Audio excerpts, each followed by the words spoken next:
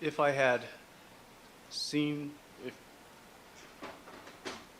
assuming that I had seen the paper, I would have made a determination whether it would have been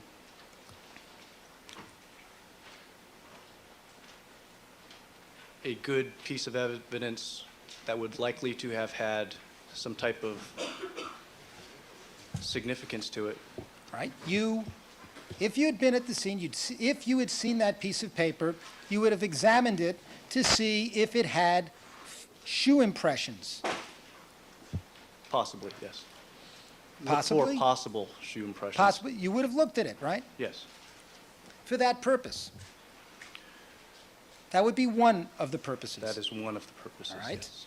You would also want to see, if you had been able to, whether or not that piece of paper had any writing on it. Your Honor, I object. This is irrelevant. Oh, well, Yes. In terms of basic crime scene reconstruction, would you have considered the possibility that that piece of paper could have been ripped out of the hands of a killer?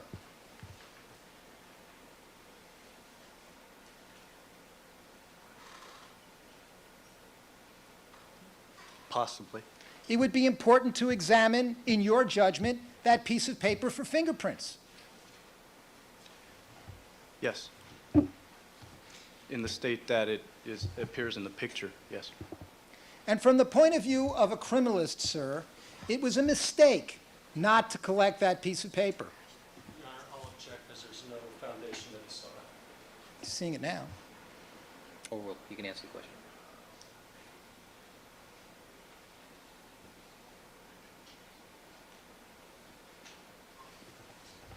Possibly, yes.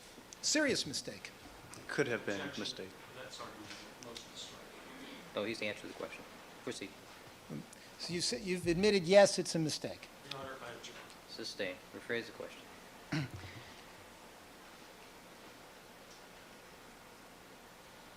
Is there any question in your mind, Mr. Fung, that if you had been at this crime scene and seen that piece of paper where it was located, that you would have attempted to collect it with great care? Any question?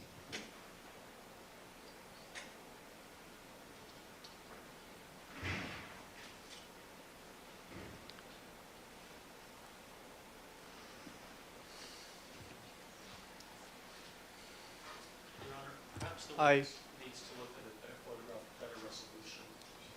Oh, well. Well, I had one. Can I answer? Answer.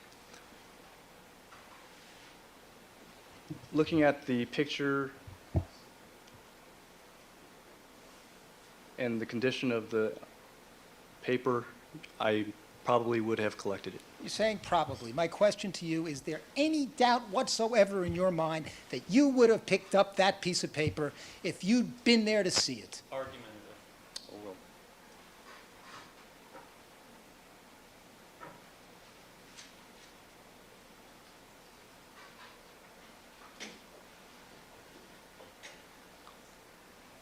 I don't know. You don't know? That's argumentative.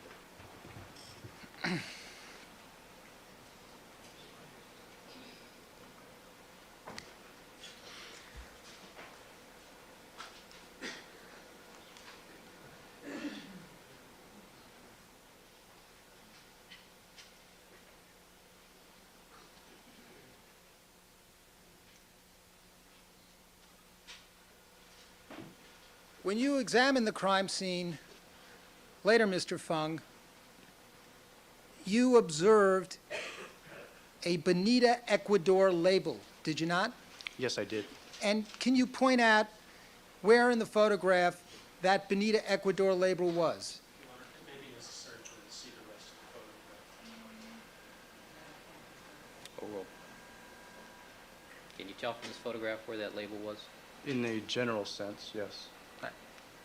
Can you give us a general sense of where it was located? It was located someplace near the center of the walkway. Mr. Harris has the roving arrow, and perhaps you could direct it. Lower, over more to the right. In that area someplace. Okay, can we make a mark? All right. Now that is the location where you found the Bonita, Ecuador label. Around there, yes. All right. And you collected that. Yes. You thought that was relevant evidence. I collected that at the request of Detective Lang. So Detective Lang thought that was relevant evidence. Yes. Did you agree with his judgment? I didn't question it. You didn't question it. That's correct. And generally speaking, Mr. Fung, you don't question the judgment of the homicide detectives, do you? It's a little overbroad. Sustain. So you picked up the Bonita, Ecuador label, but you're telling us you're not sure whether or not you would have picked up the piece of paper in that photograph. That's argumentative. Sustain. Okay, I guess we'll print that out and mark this. Maybe, should we put a BE over that little spot as Bonita, Ecuador? Your Honor, I just think it's important, I don't know whether the illustrator does this, but I think it's important for the record to indicate what section of the photograph is blocked off. I don't know if that's done Yes. once they print it out. It'll be on the print. All right.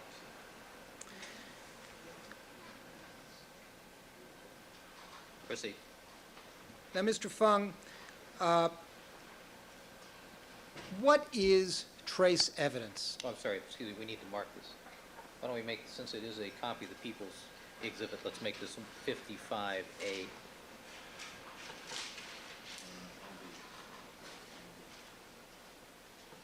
$55B? All right, 55B.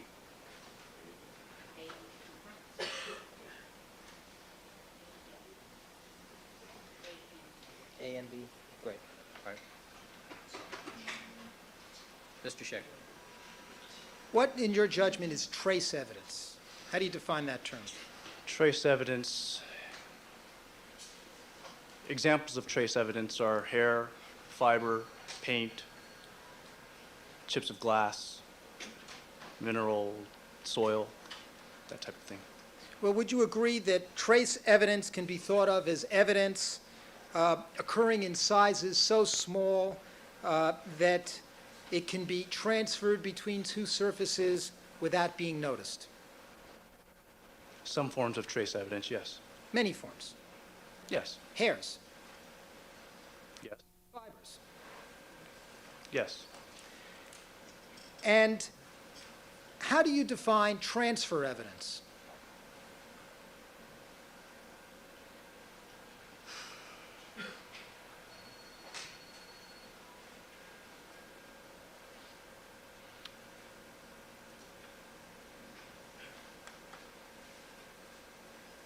I've heard the term, but I can't give you the exact definition.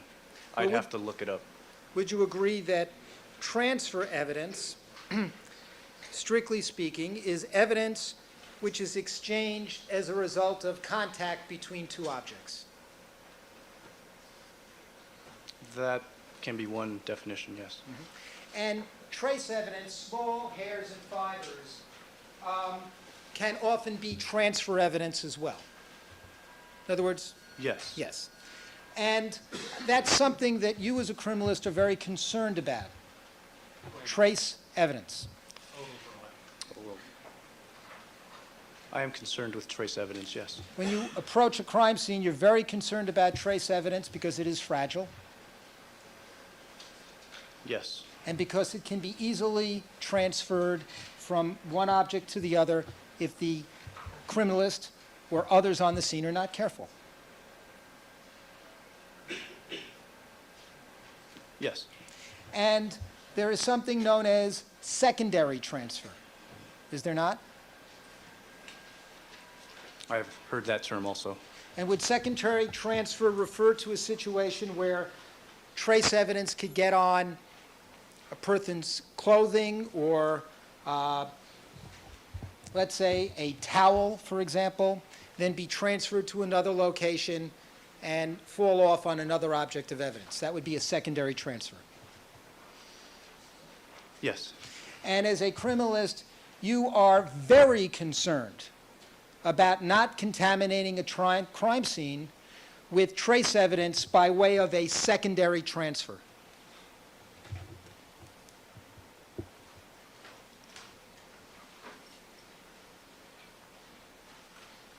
If it is a crime scene where trace evidence is of significance, yes. This was a crime scene where trace evidence was significant.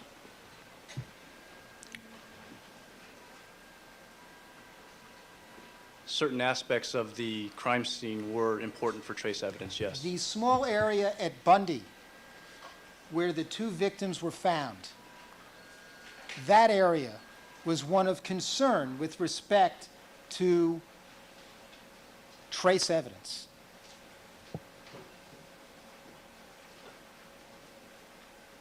Areas of that, areas within what you described were very important for trace evidence, yes. Very important. Very important in terms of the clothes of the victims. Yes. Very important in terms of that glove that was found at Bundy. Yes. Very important in terms of that knit hat. Yes. Very important in terms of all the physical objects that surrounded the victims in that very small enclosed crime scene. That's overbroad. Overruled. Some items of evidence tend to be more useful for trace evidence than others. Well, these were items that you anticipated as soon as you got there would be important in terms of trace evidence. Which are too vague. Sustained.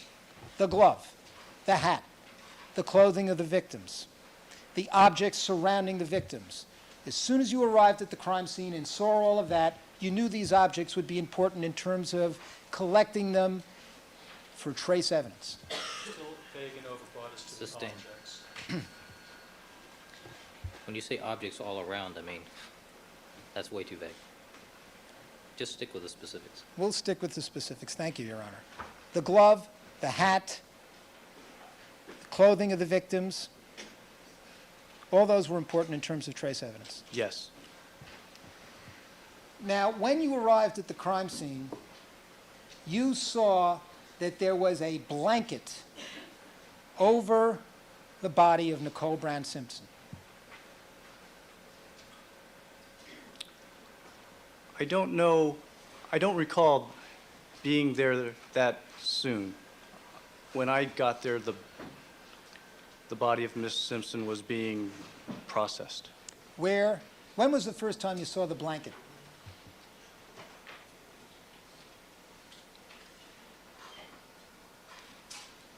I saw the blanket when it was on the ground. It was on the ground in the area where Miss Simpson's body was. Yes. And you came to learn in your investigation that day that the blanket had been used to cover the body. Yes. And you came to learn that that blanket had come from the home of Nicole Brown Simpson. I did not know that. Have you found that out? Since then, yes. And did you make any inquiry on that day about where that blanket had come from? No, I didn't. And would you agree, sir, that a blanket of that kind is a possible source of secondary transfer? Possibly. And that if Mr. Simpson had been in that home and been sitting, lying on that blanket, his hairs could be in that blanket? Calls for speculation. Sustained.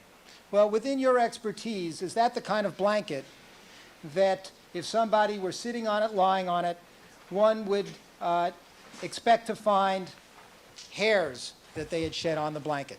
Objection. Calls for speculation. Sustained.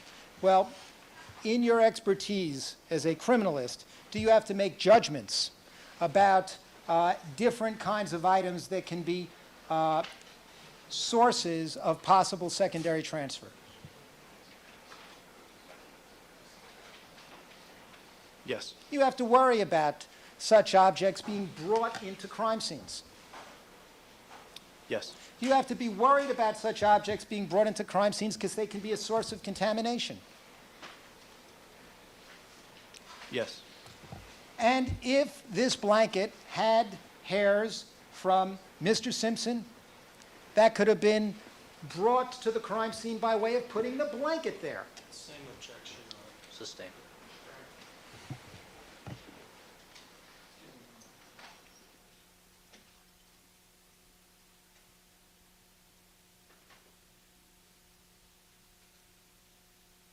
Let me ask you a hypothetical question. Assuming that Mr. Simpson had been in the home at Bundy and on a number of occasions had sat or lay on that blanket and shed hairs on that blanket, and then that blanket was taken and put right in the middle of this crime scene, in your expert opinion, could that be a source of cross-contamination of Mr. Simpson's hairs to this crime scene? Your Honor, I make the same objection. Can we approach? Yes, with the court order.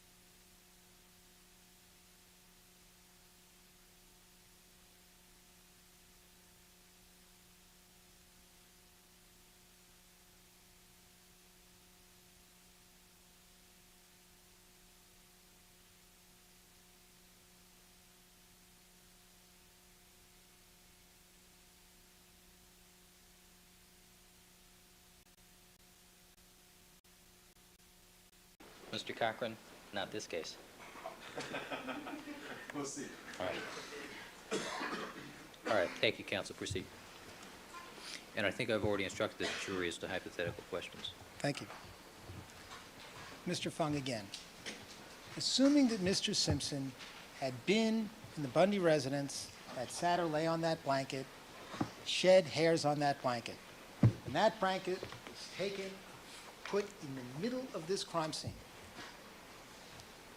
could that, in your expert opinion, be a source of secondary transfer of his hairs to the crime scene? It's possible. Possible? Yes. All right. And that would be what is known as contamination of the crime scene. Yes. And if Mr. Simpson or any of his children or Miss Nicole Brown Simpson had been in Mr. Simpson's Ford Bronco, picked up fibers from that Bronco, and at some point in time sat or lay on that blanket, there could be fibers from the Bronco on that blanket. Objection calls for speculation, Your Honor. Rephrase the question. Could there be, in your expert opinion, assuming that Mr. Simpson or his children or Miss Nicole Brown Simpson had been in Mr. Simpson's Ford Bronco, and gotten fibers from that Bronco on their clothing at some point in time, and then at some other point in time, sat or lay on that blanket, fibers could be shed from the Bronco to the blanket. There's no foundation, calls for speculation. Overruled. This is another hypothetical question. Premise of a hypothetical. Are you with me so far? It's kind of hard to follow, but yes. And if a dog, have you seen this dog, Cato? The canine? No. Cato the dog. No, I haven't. In the course of your involvement in this case, you've never seen a dog named Cato? No, I haven't. Not at the Rockingham location at some point when you did subsequent searches? Did you see this dog, Cato? I don't know the dog by name. Well, were you told that there was a dog that was owned by Mr. Simpson that was involved in this case in some connection? Objection, calls for hearsay and irrelevant. Overruled. I know that there was a dog involved in the case somehow, but I couldn't identify that dog for you. And again, as a basis for this hypothetical, can you assume that if a dog were lying on this blanket in question or moving on this blanket in question, that dog hairs can be transferred to the blanket? Your Honor, it's irrelevant, calls for speculation. Overruled. Yes. You can answer the All question. right? And the dog itself may have hairs and fibers from other people with whom it has been in contact. Yes. That happens, right? In your judgment. It's possible. And assuming that to be the fact, that a dog could have shed fibers and hairs on the blanket, and people who had been the children of Mr. Simpson, Mr. Simpson himself, and Miss Nicole Brown Simpson, had been in and out of the Bronco and been on that blanket, hairs and fibers from the dog and from the Bronco could be on that blanket.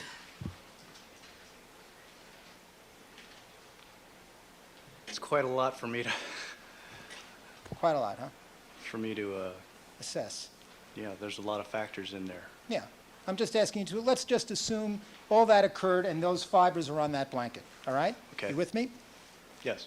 Then if that blanket were transferred and put right into the middle of the crime scene, there is a chance of secondary transfer of those hairs and fibers across this crime scene.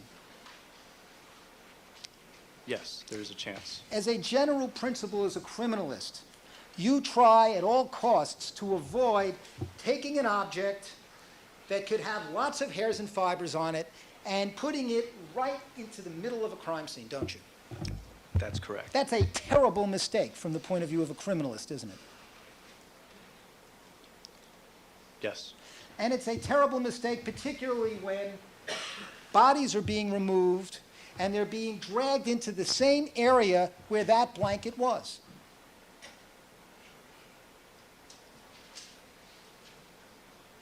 It can be, yes. Because that creates a situation where you can have cross-contamination of the fibers from the blanket, and it can come into contact with the clothing of Nicole Brown Simpson. Your Honor, I think it's unintelligible at this point because the hypothetical so many layers to it. Overruled.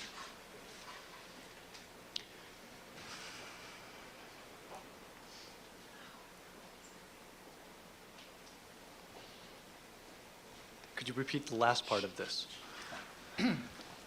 We've agreed that it was a terrible mistake to put this blanket into the middle of the crime scene, haven't we? Your Honor, that misstates the testimony. I'm asking you. Overruled. We're talking about a hypothetical here. Well, now let's talk specifically. Okay. This blanket, it was a terrible mistake to put this blanket from inside the house into the middle of the crime scene because of the dangers of cross-contamination of hairs and fibers. Argumentative and vague as to the word terrible mistake. Overruled.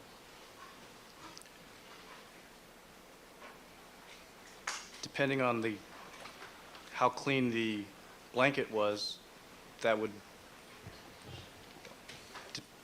affect my answer. Well, if you had no idea how clean the blanket was, wouldn't it still be a terrible mistake to bring a blanket from inside the house right into the middle of the crime scene?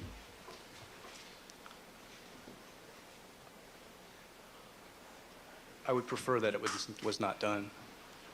I'm asking you, was it not, let's start with this, a mistake? Your Honor, at this point, it is argumentative. Well, counsel, you've already asked the question now several times. You've gotten 3 or 4 definitive answers. Well, Your Honor, I think, I agree, terrible mistake, preference not to have been done. I think you've established the point. I think he's back to possible now. No, you've All right. got your record. Proceed. I'll move on. Assuming that this blanket, but you had no way of knowing whether that blanket was clean or had fibers on it and hairs, right?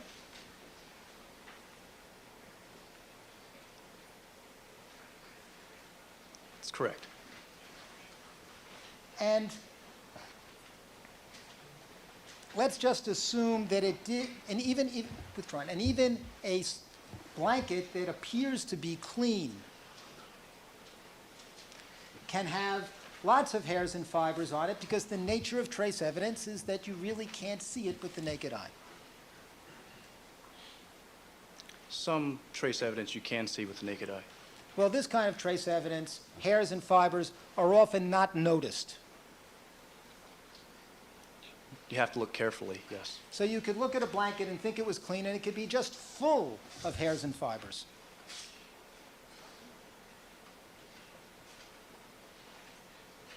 Possibly. It will have fibers because that's what most blankets are made of. Hairs and fibers from other sources than just what was made up of the blanket itself. Possibly, yes. I mean, and one goes about looking for the hairs and fibers later with a strong stereo microscope to pick them up, right? Sometimes, yes. Now, based on your observations at the crime scene that day, Miss Nicole Brown Simpson's body was in the area of that blanket, Yes. and Mr. Goldman's body was eventually placed in the area of that blanket. Yes. And assuming that blanket had hairs and fibers and other trace evidence on it, that could be a source of contamination of anything that was subsequently found on Mr. Goldman's clothing.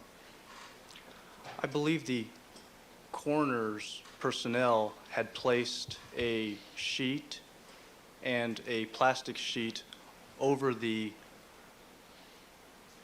blanket before placing him on it.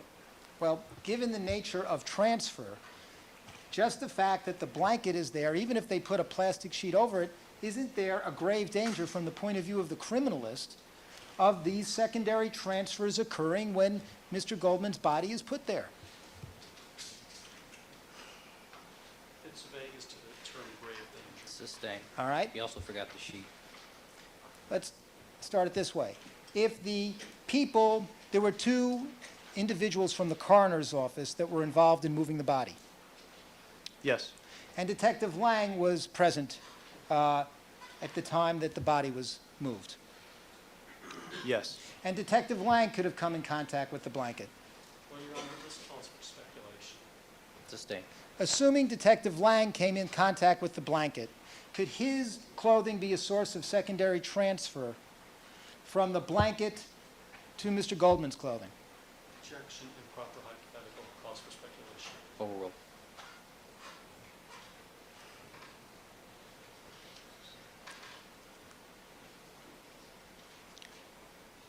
If he was not careful, yes. Could Mr. Jacobo from the coroner's office, the man we've seen, he was in a blue suit, right, that day? I don't know him The personally. man in the blue suit from the coroner's office, The jumper suit? the jumper suit. Okay. If his clothing or body or hands came into contact with that blanket, he could have been a source of the secondary transfer of hairs and fibers from the blanket to Mr. Goldman's clothing.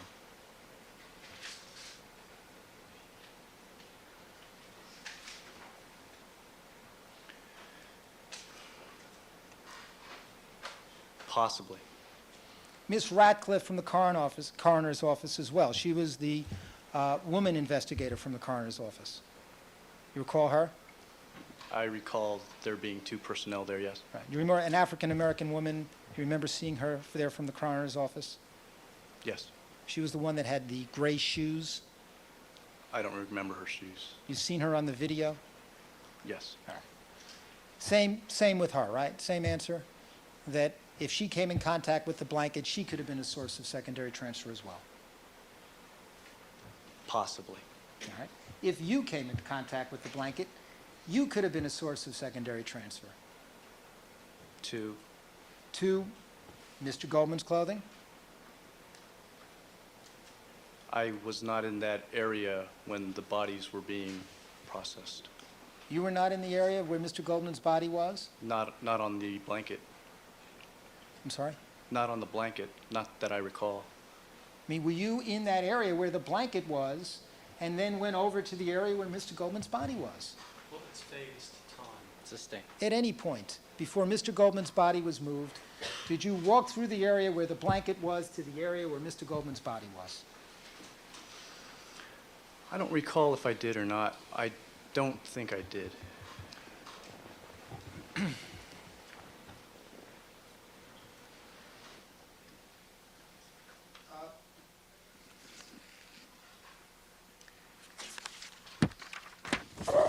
This blanket could have been a source of getting, assuming that the blanket had been covered with hairs and fibers from people within the home, that blanket could then have been a source of secondary transfer to the hairs and the fibers in the whole area of that walkway, that area where Miss Simpson's body was found.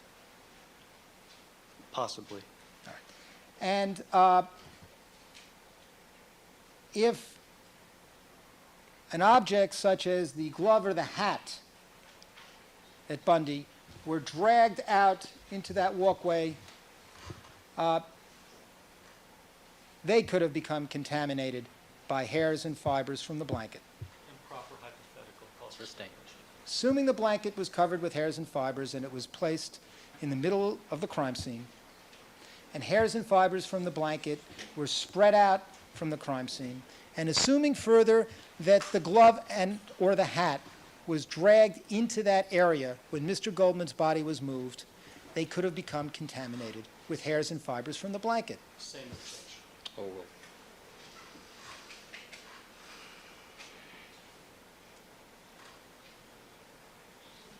Possibly.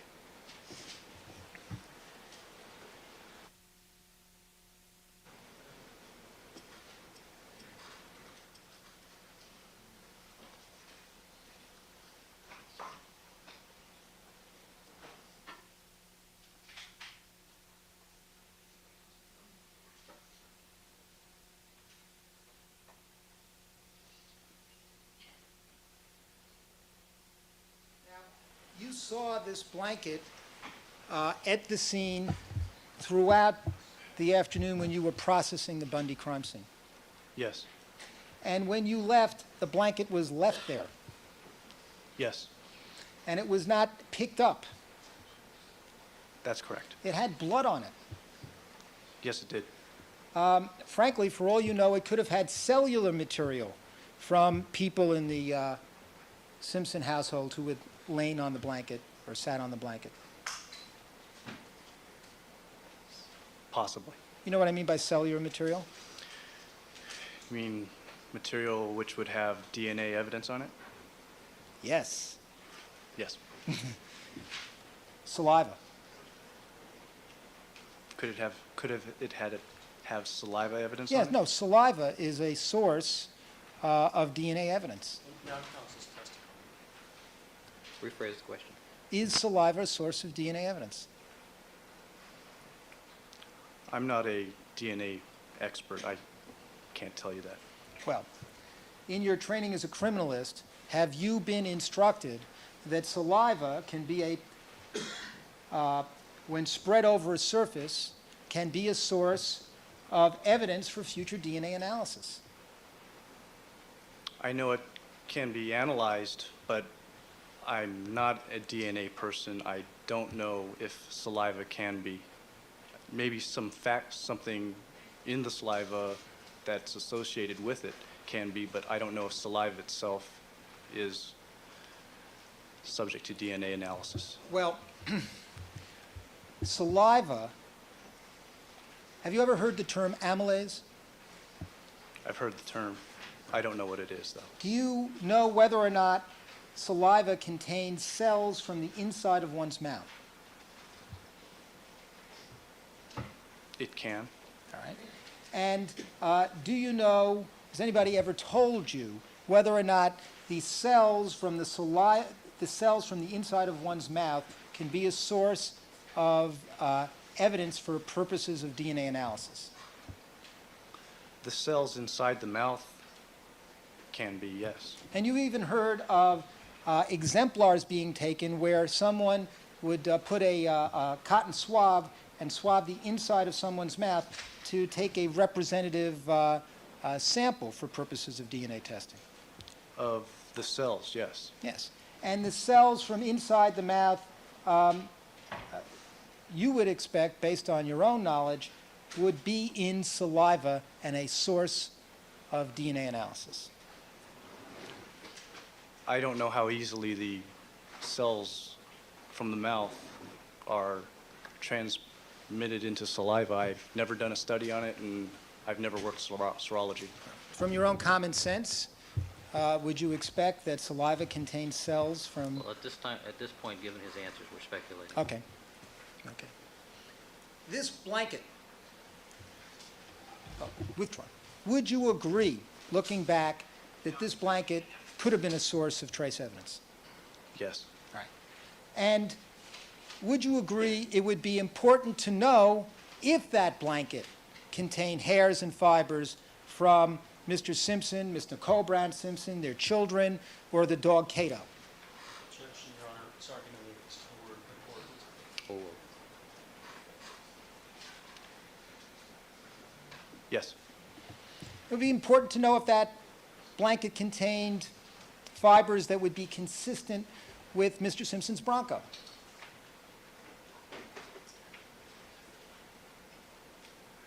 Possibly, yes.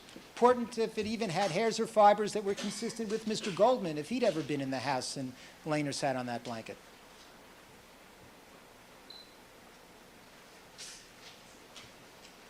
Possibly. But that blanket was left at the crime scene and never picked up for future analysis. That's correct. That was a mistake, wasn't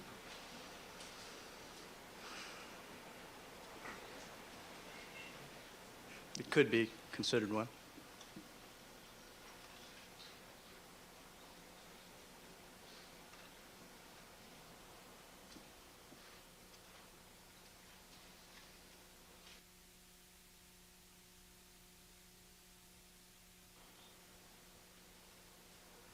Incidentally, you've observed the videos, Yes.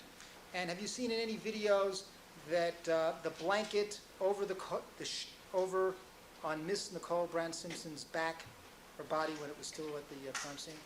I've never seen videos of that, no. You've never seen a video that seemed to with the blanket over her back?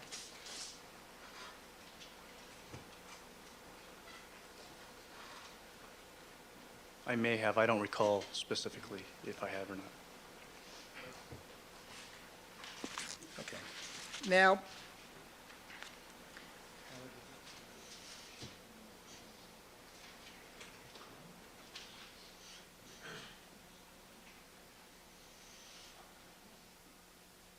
at this point, I'd want to show Mr. Fung a video.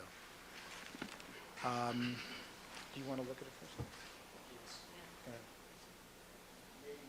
Mr. Goldberg can preview it on the monitor. I think it's actually a segment we've seen before. hey, we can view it on council's monitor without displaying it to the jury.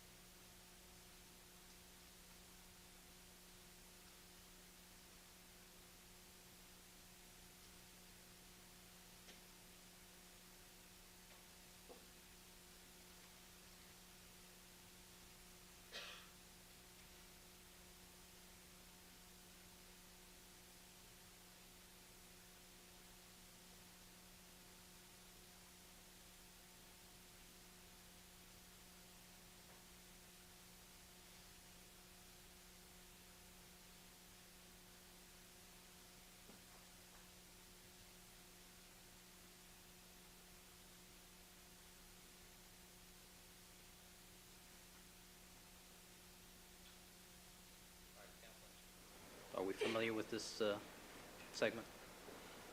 Yes, Your Honor. All right, let's proceed.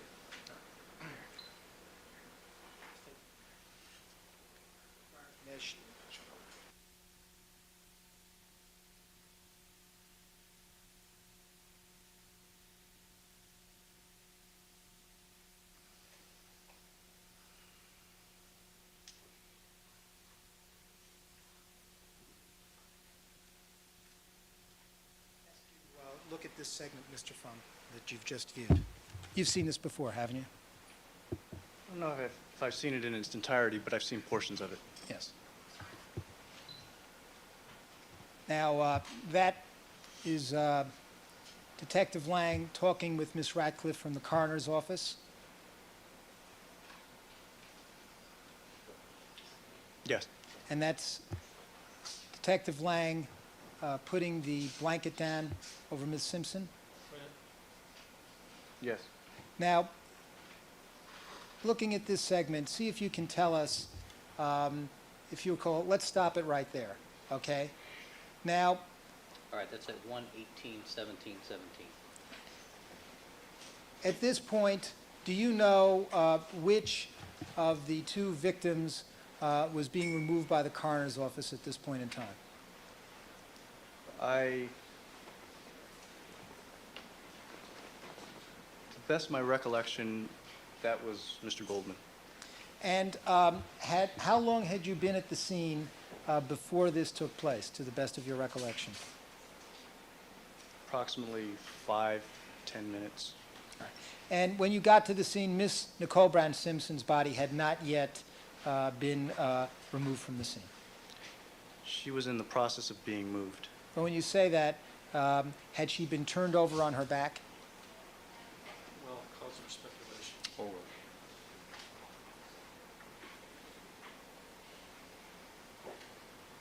Turned over on her back.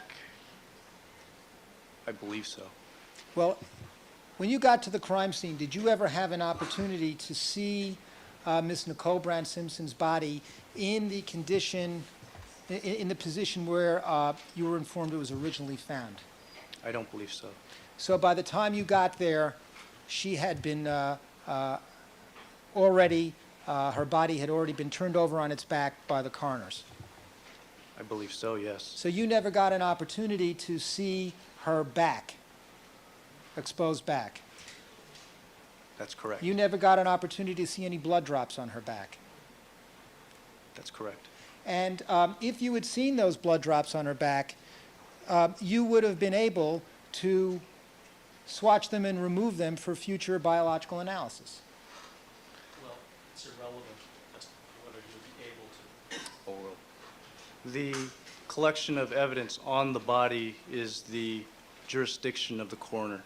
But working together, the coroners, the detectives, and the criminalists can decide that it would be useful for the criminalist to collect evidence from a body found at a homicide scene. It's possible. Usually the coroner will have his own, or the coroner's department has their own criminalist, though. But the coroner's department criminalist wasn't there. That's correct. And this is already 10:15 in the afternoon, in the morning, Yes, and the coroner's office didn't have their criminalist there. that's correct. And you were the only criminalists at the scene, Yeah, no, Miss Mazzola was there also. and Miss Mazzola, right? And Chief Forensic Chemist Johnson. And between that chief forensic chemist Johnson, he's a supervisor, right? Yes, he is. And we're going to see him, you've seen him in videos. He's a heavy-set guy in a blue blazer. Very tall also. Tall, okay. Now, given the fact that you're the criminalist at the scene, if there had been no coroner's criminalist at the scene, wouldn't it have been your responsibility to remove the blood drops from Nicole Brown Simpson's back? Not necessarily, no. Well, if the criminalist from the coroner's office isn't there, and you're not going to do it, who could do it?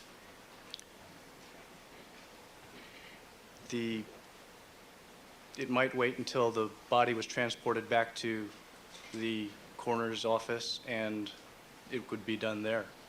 But, Mr. Fung, if the body is turned over on its back, on her back, that could smear, and contaminate those blood drops.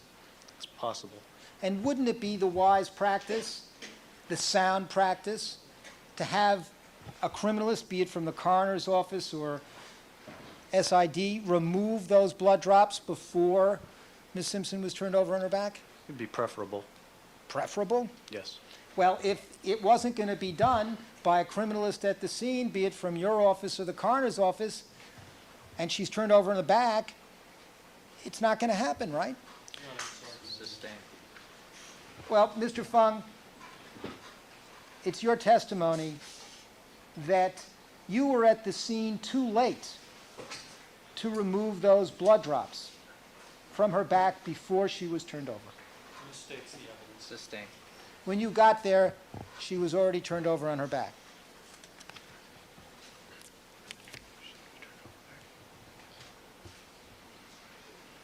I believe so.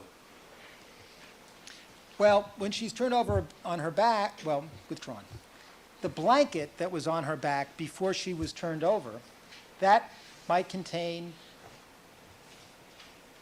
transfers of the blood from her back.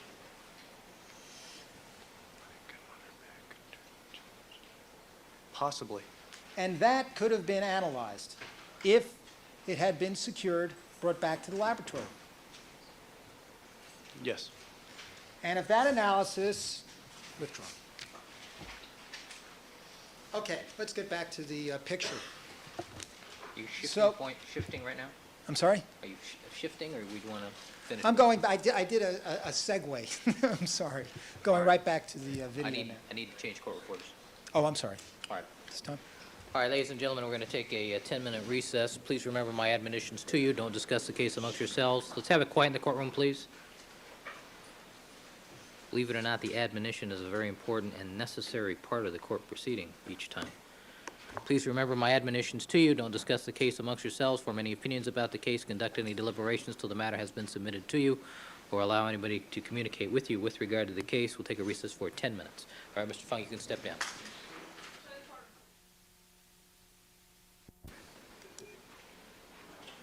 All right, let's have the jurors, please. We've been rejoined by all the members of our jury panel. Mr. Dennis Fung is on the witness stand, undergoing cross-examination by Mr. Sheck.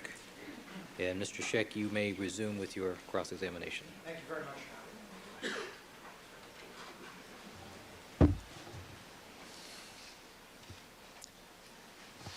Mr. Fung, we left off with the video that is stopped at 1:18:17, 1:18:17:03. Now, where are you coming from? Do you recall? Coming from the cage area in the dirt. And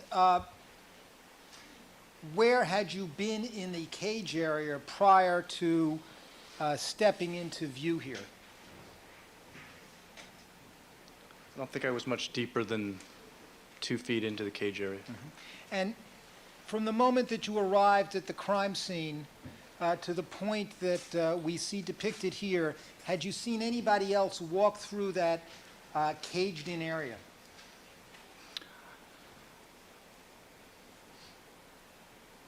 Yes. Detective Lang?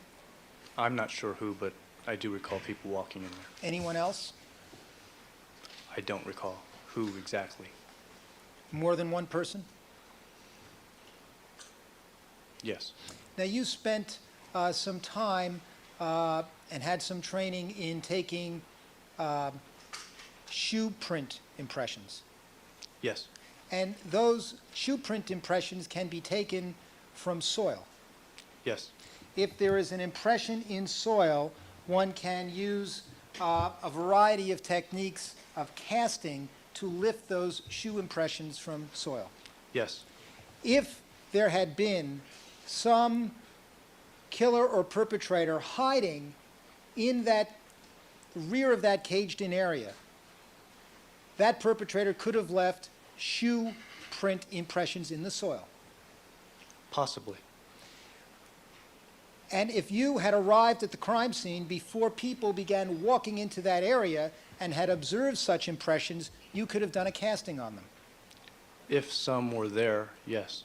And you have no idea whether any were there because people had been walking in and out of there before you arrived. Sustained. Calls for speculation.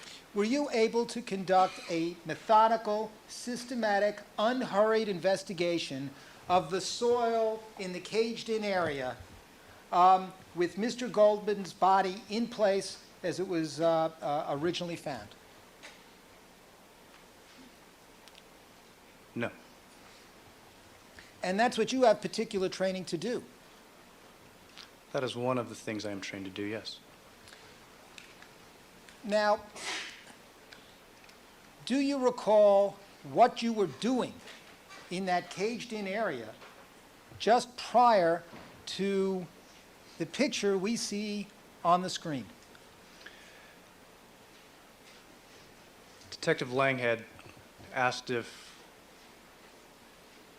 he could see the glove from Rockingham, and I brought the bag over to him.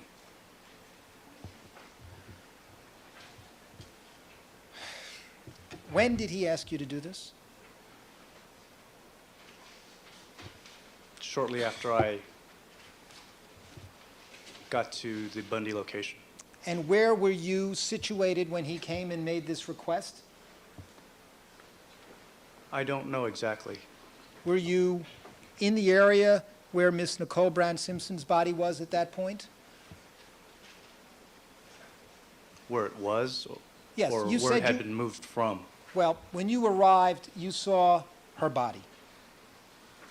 for lack of a better expression, being wrapped up. Yes. And was at that point, did Detective Lang come out of this area and talk to you out on the sidewalk in front of this crime scene? Again, I don't know the exact location where he requested seeing the glove. You can't recall. I don't recall. But after he requested you to go to bring him the glove, that's what he requested? He requested that, or he said he wanted to see the glove from Rockingham, yes. And when he said, "I'd like to see the glove from Rockingham," did you say to him, "Detective Lang, why don't you come see it in the crime scene truck?" I told him that once I brought the glove to him, that No, I'm asking at the moment he came and made this request to you, did you say to him, Wait a minute, that wasn't the question. Let the witness answer the question. no, I think that was the question. Re-ask the question. At the time that Detective Lang came to you and asked you to show him the Rockingham glove, did you say to him, "Detective Lang, why don't you come see it at the crime scene truck? It's not a very good idea for me to bring this glove from Rockingham into the middle of the Bundy crime scene"? I didn't say that to him. Did you say words to that effect? When he wanted me to remove, or wanted to get a better look at the glove from Rockingham, I told him that I would not remove the glove from the bag. It would have to remain in the bag, and if he wanted to see a better look of it, that he would have to see it in the crime scene truck. At the moment that he asked you to go show him the glove and bring it back into the middle of the crime scene, you knew that was not a very good idea, didn't you? I knew that Vegas to very good idea. Overruled. I knew that I would have to be cautious with the evidence. Mr. Fung, you knew it was not a very sensible request, didn't you? It's Vegas to which request? Sustained. Mr. Fung, when Detective Lang requested that you bring the the glove into the middle of the Bundy crime scene to show it to him, you had concerns that there was a terrible danger of cross-contamination. I knew there was a danger for cross-contamination, yes. And you knew when he made that request of you that that request was a basic violation of sound crime scene procedures.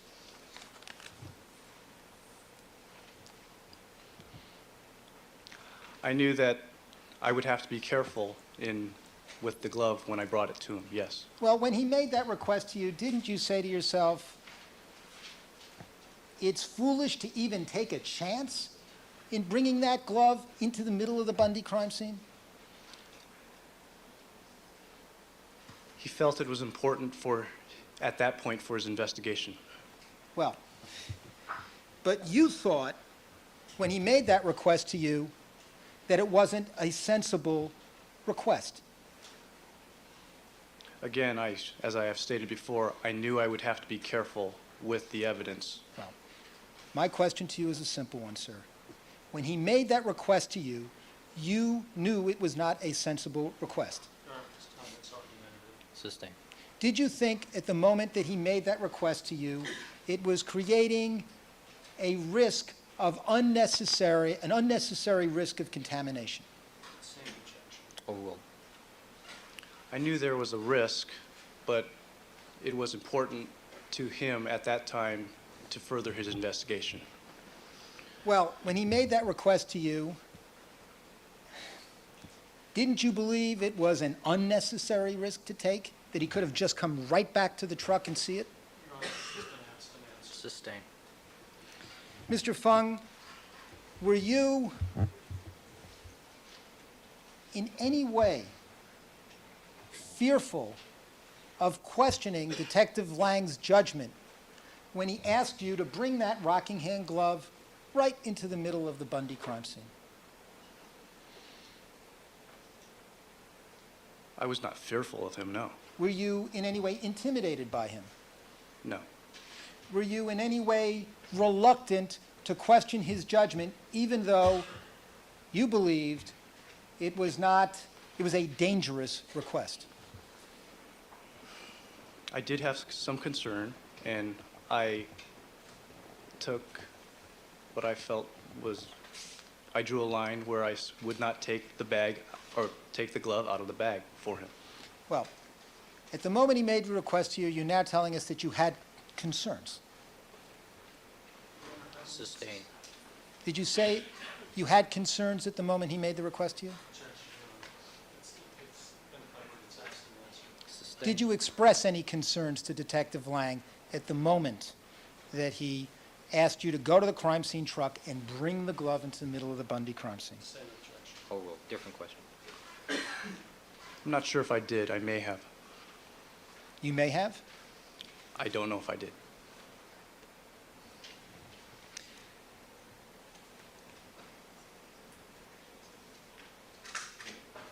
Now, you brought the glove.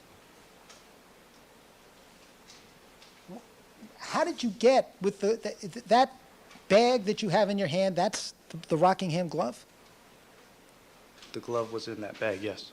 Well, how did you come not just to take the glove from the truck to the area of in front of the steps, but all the way in back, all the way into that caged-in area? How did that come about?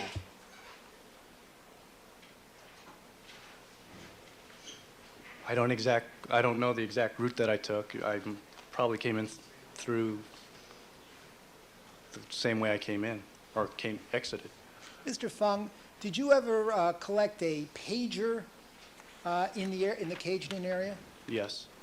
Could that shot with you with the bag in your hand be of the pager in the bag? No. No? You have a distinct recollection that you actually took the Rockingham glove in a bag, walked into the crime scene area, went into the caged-in area, and then were coming out, as we see depicted in this shot, with the Rockingham glove in the bag. Yes. Are you aware that before you came here, Detective Lang testified that it was the Rockingham glove in that bag? Objection, Your Honor, that's irrelevant. Sustain. I, Sustain. You don't have to no, answer. sorry. Now, you're not wearing gloves in that picture. That's correct. So, as I understand it, what you're telling us is that when Detective Lang made this request to you, you resolved in your own mind, all right, I know it's dangerous, but I'll bring the glove into the area of the crime scene, but I won't open it up for him. But I won't take the glove out of the bag. Won't take the glove out of the bag. Yes, Had you resolved in your own mind whether you would even open it up? I would open it up. You would have opened it up. Yes. Did you open it up while you were in the crime scene? Have him look.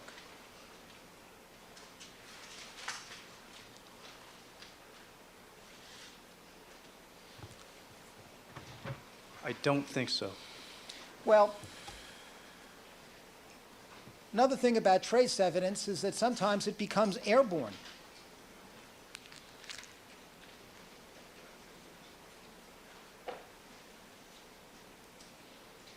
Sometimes. Hairs and fibers that may get on clothing of people that are gathering evidence can become airborne. That's how the transfer occurs, right? Theoretically, yes. And weren't you concerned about opening up the bag with the Rockingham glove in the same area where people were milling around, gathering and handling the evidence at the Bundy crime scene? Objection, it's effect on evidence. Sustain. All right. Weren't you concerned about taking the bag with the Rockingham glove and opening it up while evidence collectors were in the area? I was, Miss Mazzola and I were the evidence collectors. Well, there were other people there from the coroner's office who were in the area when you might have opened up that bag, right? They were there to process the bodies. Well, regardless of their purpose, there are people that could have trace evidence on their clothing which could become airborne.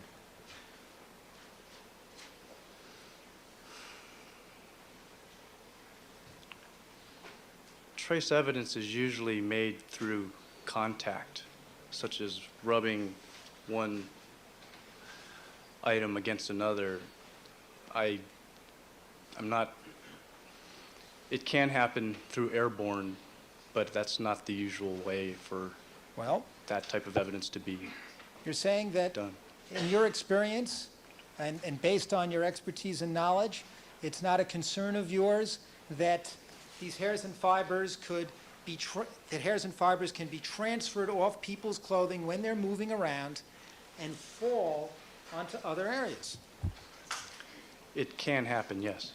And Detective Fung, weren't you Restate the question. Detective, I'm sorry. Mr. Fung, weren't you seriously concerned that it was an unnecessary risk to open up that bag containing the Rockingham glove in the Bundy crime scene to give Detective Lang a look? I did have my concerns, and I told you I was going to be careful if Well. I did have to open up the bag. Well, you're telling us now, is it your testimony you can't remember whether or not you opened up the bag? To the best of my recollection, I did not open up the bag. Well, you're now more certain of that answer than you were just a few minutes ago? Sorry. Sustain. Didn't you tell us just a few minutes ago you couldn't recall whether or not you opened up the bag to have Detective Lang look in it? I'm not sure if I, You're not sure? I'm not sure. And it's fair enough to say, isn't it, that if you'd done that, that would have been a mistake.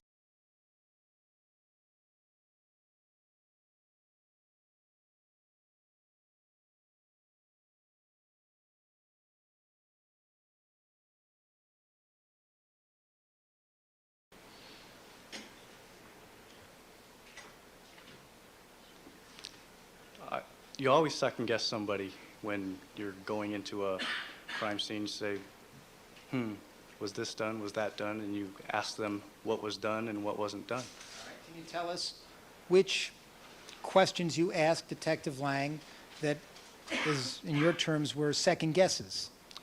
I asked him if he had looked for shoe prints in the dirt area. And he told you he hadn't. He told me he had looked for them but did not find any. Well, I thought you were these are matters where you were questioning his judgment, right? Well, I asked him, these were things I asked him about. I'm asking you for things where you were questioning his judgment. Tell us about second guesses you made of Detective Lang. Your Honor, I'd ask that the witness be allowed to continue his answer to the first question. Have you finished your answer, Mr. Fung?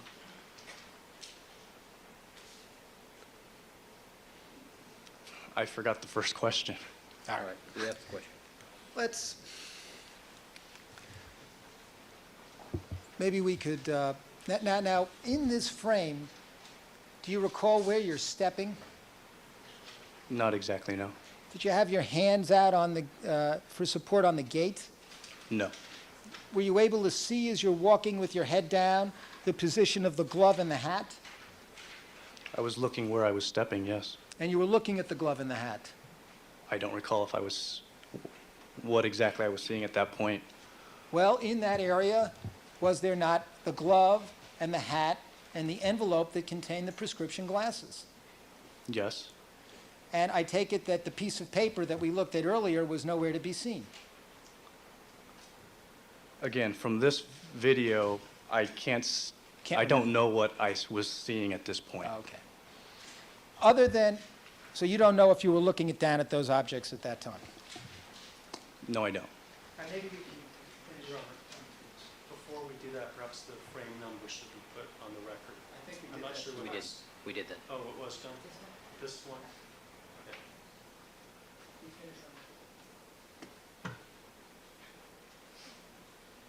Now, where are you going there? Do you recall? I believe I was bringing the glove back to the crime scene truck. And where is Detective Lang now?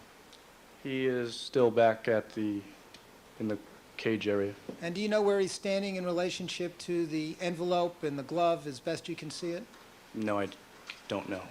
What are you doing now, sir? I'm standing by. Do you recall this moment, other than just seeing it here in the video? No. And you're now you just wiped sweat from your brow and were grasping your glasses. Is that correct? Yes. Now, do you recall whether photographs were being taken now of Mr. Goldman's body, various parts of it? I don't recall. Did you observe any of that process with respect to either Mr. Goldman or Ms. Simpson? I don't recall seeing that, no.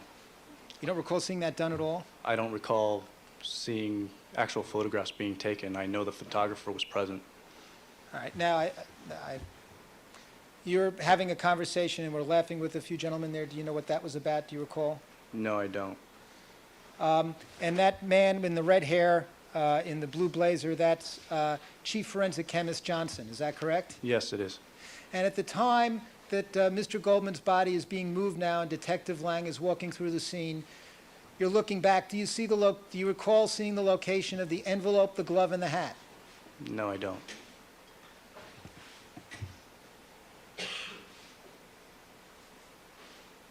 Okay, now you see Detective Lang walking back through as the body's being taken away. I think we can cut it now. Thank you very much, Mr. Harris. Now, have you ever heard the term close-in crime scene?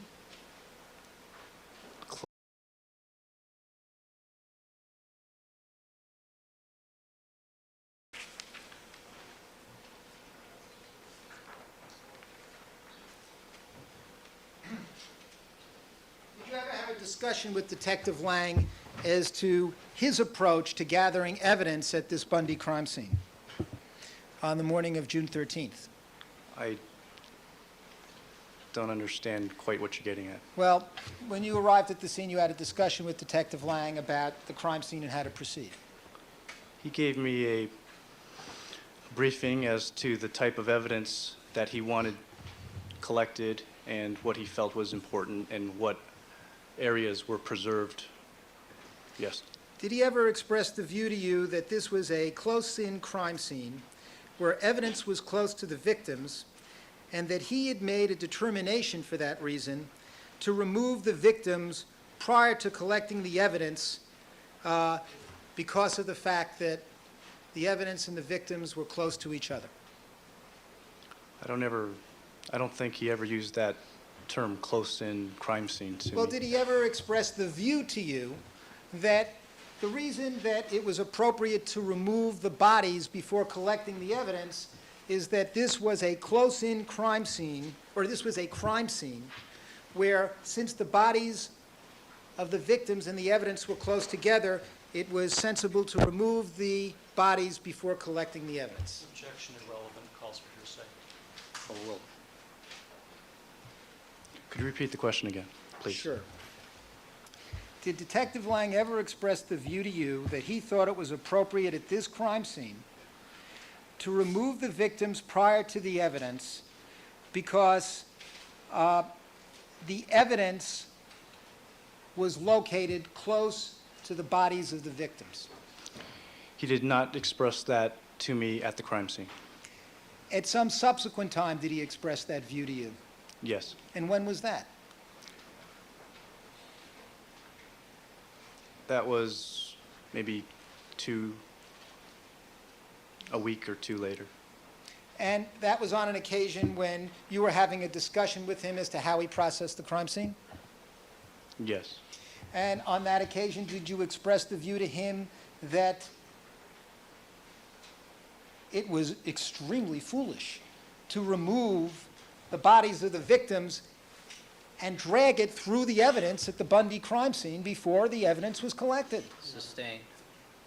Did you express the view to Detective Lang that in your judgment as a criminalist, the evidence should have been collected before the bodies were removed precisely because the evidence were close to the bodies?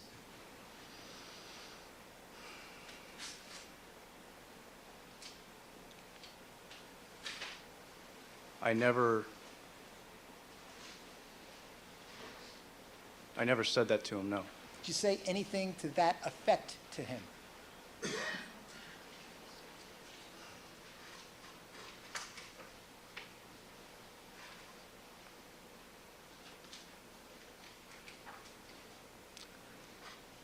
I don't recall if I did or not. In your opinion as a criminalist, Mr. Fung, isn't it just basic, fundamental principle that when the evidence are close to the bodies, that it's better for the criminalist to collect it, photograph it, document it before you remove the bodies? There are many ways to process a crime scene, and I do not know all the factors that went into Detective Lang's decision. Well, when you arrived at the Bundy crime scene and had a discussion with Detective Lang, weren't you at all concerned that the bodies were being removed when they were in such close proximity to the evidence that you were going to have to collect?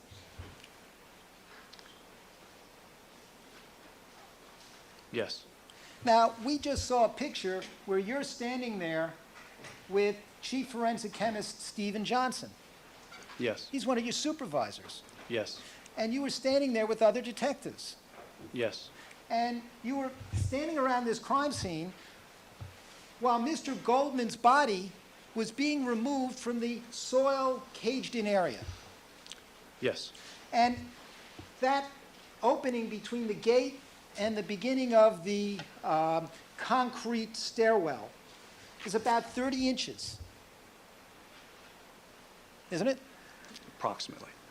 And didn't you have profound concerns that in moving Mr. Goldman's body through that area, they were going to alter the condition of the glove and the hat and the envelope that was right against the tile? Argument that this is a profound concern. Sustained. It's not Did you argument, have it's a vague. concern that when they were... Counsel, I'm sorry. when I speak and rule on an objection, just for the record, let me finish before you launch into the next question. My apologies, Your Honor. Sustained, term is vague. All right. Did you have a concern that when Mr. Goldman's body was going to be taken through this 30-inch area, that it could disturb, alter the prescription envelope, the glove, and the knit hat. It's vague as to disturb, alter. Overruled.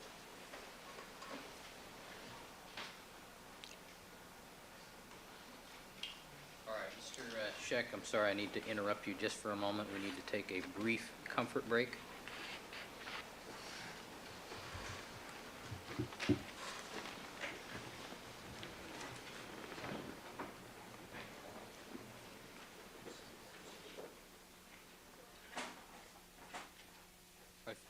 Members of the jury, if you want to stand and stretch a bit, go ahead.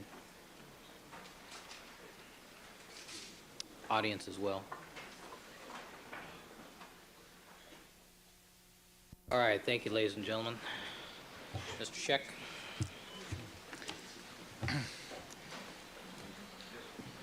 Actually, the last question, be right back, I'm sorry.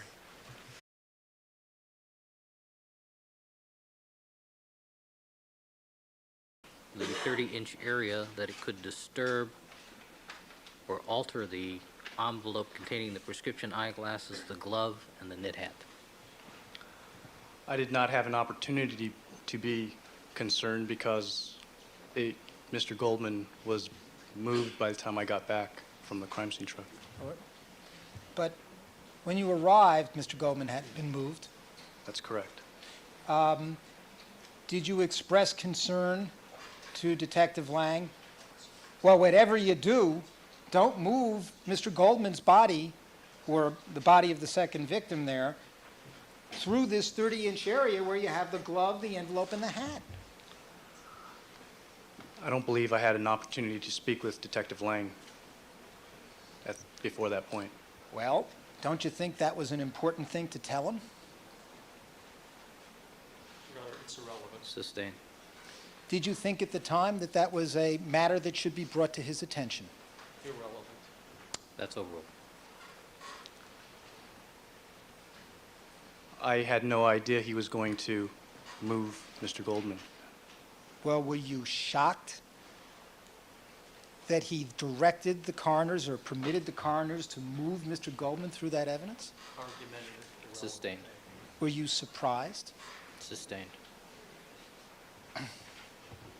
Were you concerned when you saw that he had permitted the coroners or directed them to move Mr. Goldman's body through that evidence? Same objection. Overruled. I was concerned, yes. Did you express that concern to Chief Forensic Chemist Steve Johnson, who was standing right there? Irrelevant. Sustained.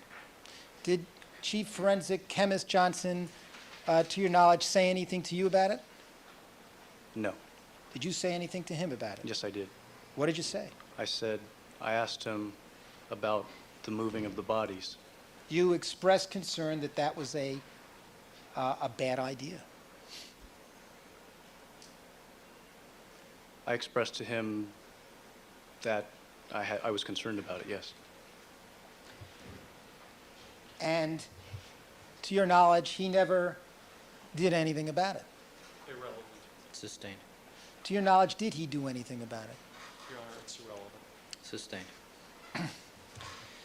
Now, one of the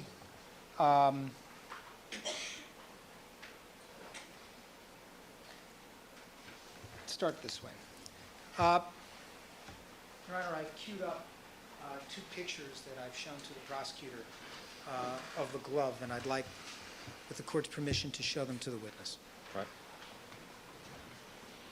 and to the jury.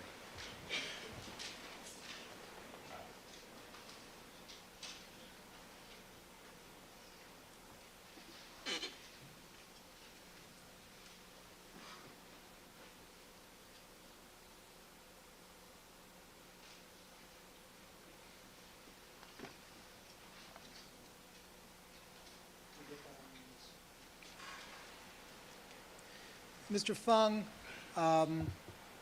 as I guess I'm looking at it here, to the left is a photograph of the glove and the hat with an evidence tag that says 102, correct? I can't make out the hat from the screen, but I do see the glove. See the glove. Do you look carefully? On at the corner. right, I Yeah. see a very dark area next to the glove. I can't make it out as a hat, though. All right. And to the picture to the right, with the picture of the finger pointing at the glove, you see that? Yes. You've seen that picture before, correct? Today, yes. All right. You seen any picture like that before with a finger pointing at the glove, perhaps in the grand jury? Perhaps, but I don't remember it. Well, at any time, prior to coming into this courtroom, have you seen that picture? Or I- a picture like depicting the glove in that position? Your Honor, we've gone over this and it's irrelevant. We have. We've gone over this. All right. He's identified what it is. Okay. My question to you, sir, is, isn't it clear to you that the picture on the right, the one with the finger pointing at the glove is in a different position than the one to the left? Yes. Glove's been turned around completely, hasn't it? It is in a different position, yes. Well, could you describe the differences? Your Honor, this violates the best evidence rule. Picture speaks for itself. Overruled. If you can tell. On the picture on the right, the opening or wrist portion appears to be towards the pavement, and in the picture on the left, the glove opening or wrist portion appears to be towards the pavement, and in the picture on the left, the glove is in a different position with the wrist in another orientation. And there's some debris. Let me see counsel without the reporter.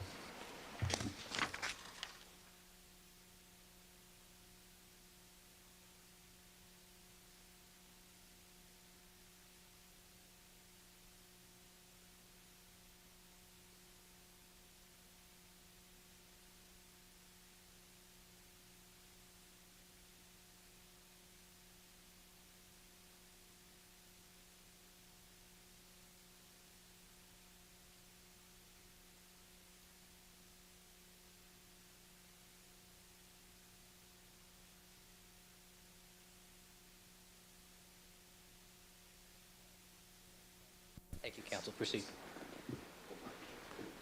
Now, 1075? All right, this side-by-side photo image will mark as 1075, Defense Exhibit 1075.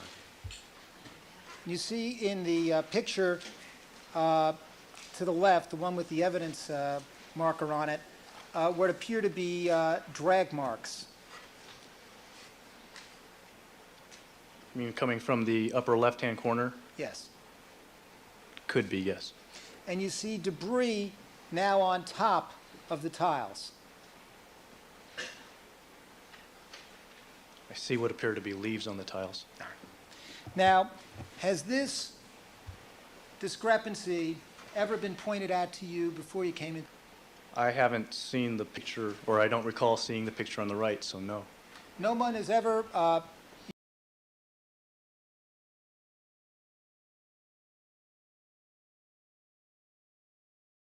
Detective Lang, well, whatever you do, don't move Mr. Goldman's body, or the body of the second victim there, through this 30-inch area where you have the glove, the envelope, and the hat. I don't believe I had an opportunity to speak with Detective Lang before that point. Well, don't you think that was an important thing to tell him? Your Honor, it's irrelevant. Sustained. Did you think at the time that that was a matter that should be brought to his attention? Irrelevant. That's overruled. I had no idea he was going to. Well, were you shocked that he directed the coroners or permitted the coroners to move Mr. Goldman through that evidence? Argumentative, irrelevant. Sustained. Were you surprised? Sustained. Were you concerned? Concrete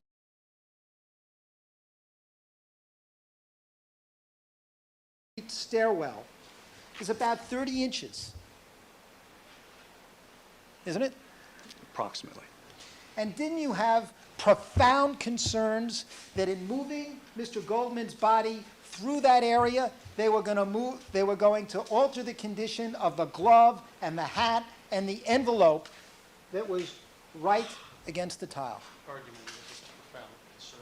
Sustained. It's not Did you argument, have a it's vague. concern that when they Let were... me, counsel, I'm sorry. when I speak and rule on an objection, just for the record, let me finish before you launch into the next question. My apologies, Your Honor. Sustained term is vague.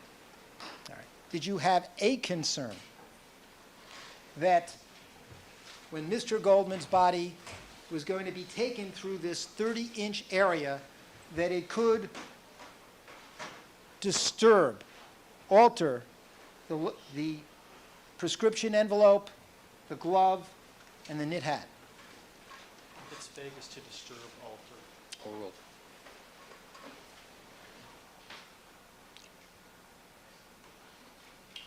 All right, Mr. Scheck, I'm sorry, I need to interrupt you just for a moment. We need to take a brief comfort break.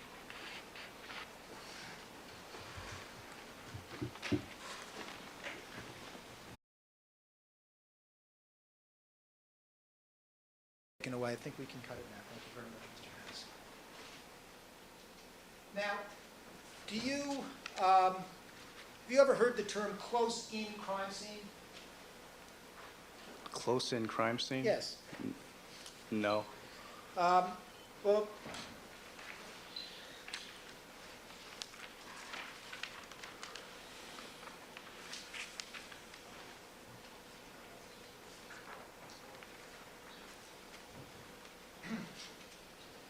did you ever have a discussion with Detective Lang as to his approach to gathering evidence at this Bundy crime scene on the morning of June 13th?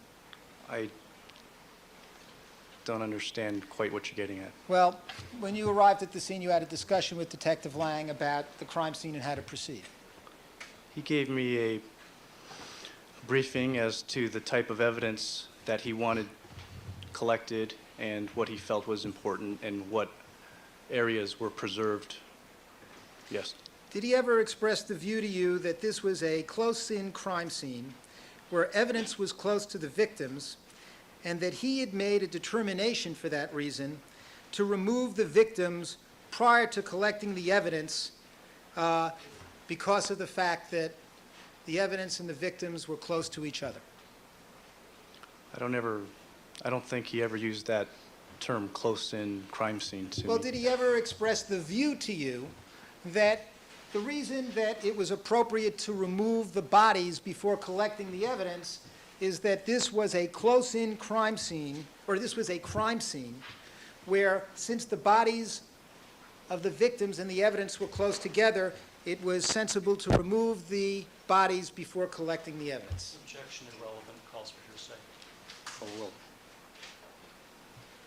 Could you repeat the question again, please? Sure.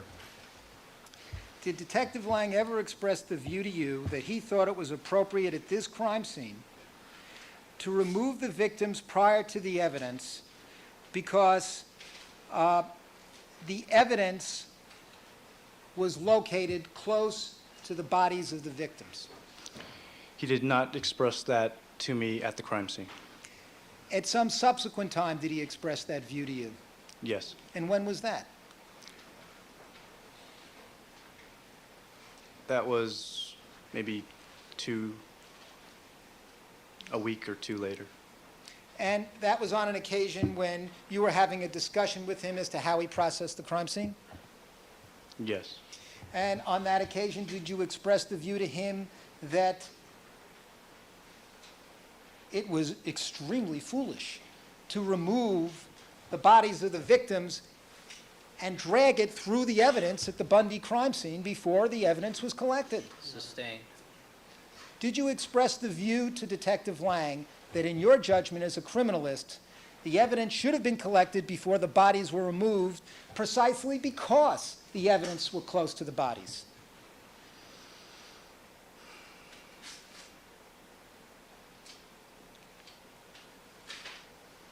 I never said that to him, no. Did you say anything to that effect to him?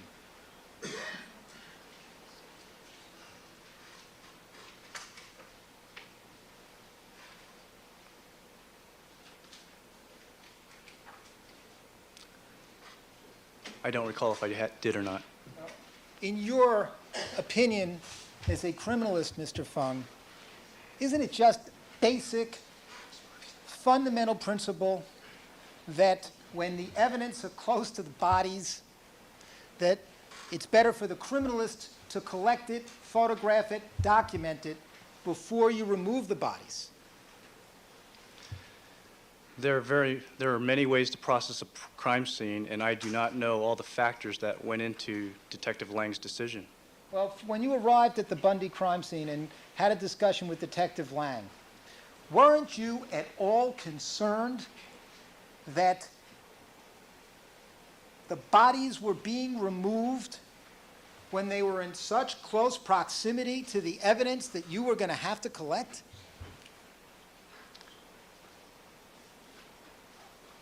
Yes. Now, we just saw a picture where you're standing there with forensic chemist Stephen Johnson. Yes. He's one of your supervisors. Yes. And you were standing there with other detectives. Yes. And you were standing around this crime scene while Mr. Goldman's body was being removed from the soil caged-in area. Yes. And that opening between the gate and the beginning of the concrete stairwell is about 30 inches, isn't it? Approximately.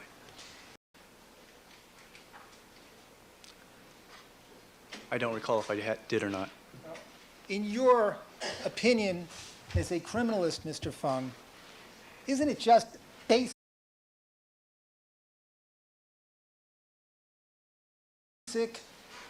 fundamental principle that when the evidence are close to the bodies, that it's better for the criminalist to collect it, photograph it, document it before you remove the bodies?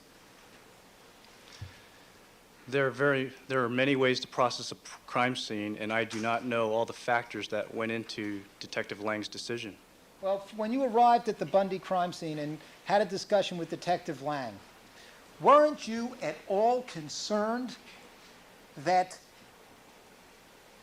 the bodies were being, when they were in such close proximity to the evidence that you were going to have to collect? Isn't it? I never said that to him.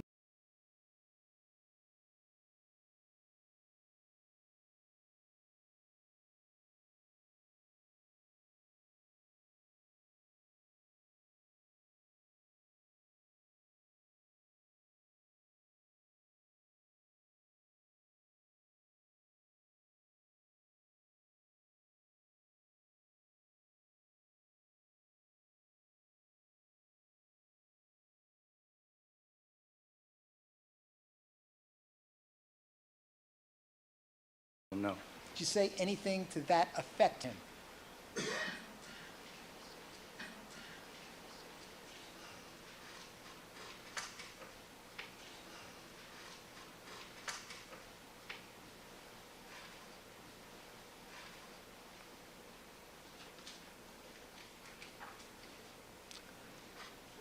I don't recall if I did or not.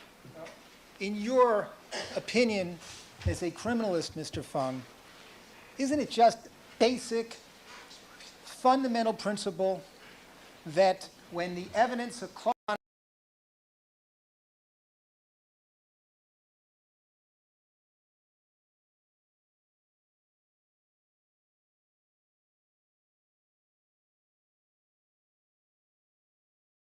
and on that occasion, did you express the view to him that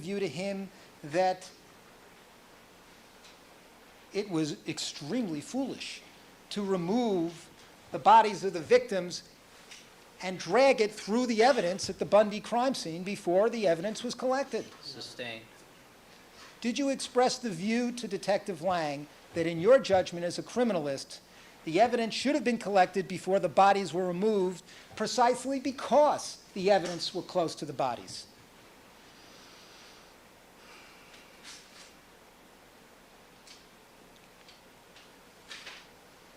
I never said that to him, no. Did you say anything to that effect to him?